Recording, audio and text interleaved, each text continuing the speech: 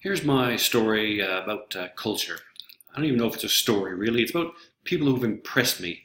I remember years ago, I read this saying about management and culture. Management by walking around. I'll talk to anyone. I don't know if it's being a Newfoundlander or Canadian or just me personally, but I can go around, I can talk to anyone. The lady who cleans my uh, hotel rooms, people on the street, taxi drivers, the most fascinating people on the face of the planet, from my opinion. All right, I'll talk to anyone, and especially my crew. I love talking to them. So people I've met over the years. One of them is my newest general manager, Samir Bolini. I remember when I first started working with this particular company that I'm with now. In the first week, this guy, I see him in the hallways walking around. Lunchtime, he plays foosball with the staff down in the mess room, and that could be from anyone. That could be from the cleaning lady to the CEO of whatever it is. Doesn't make a difference. So the man's wicked too. He's an amazing foosball player. But I digress. The story is he came into my office in the first week and said, "Hi, Dave, how's it going?"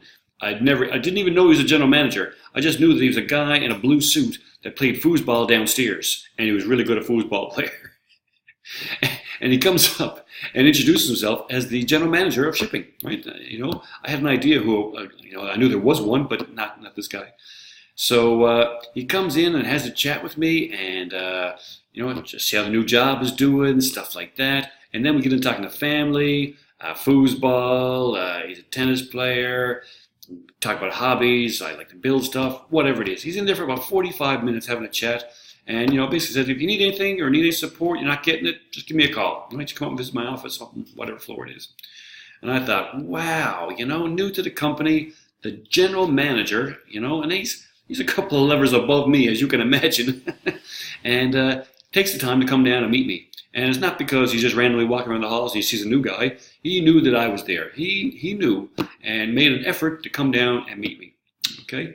And that impressed me. That's what, in my opinion, that's what a leader does.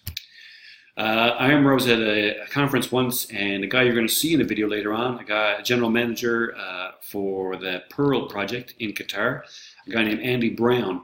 And he was late for the video conference, and he shows up about 10 minutes later. The man comes into the video conference with a boiler suit on, helmet. We're in Qatar, so it's summertime too. The man is dripping, just soaked to the bone, out in 50-degree heat in August, and comes into this conference call. 100 officers from the Shell fleet, and the general manager of this plant, which is quite high up, like he's like one step away from the CEO or something like that, comes in just dripping wet.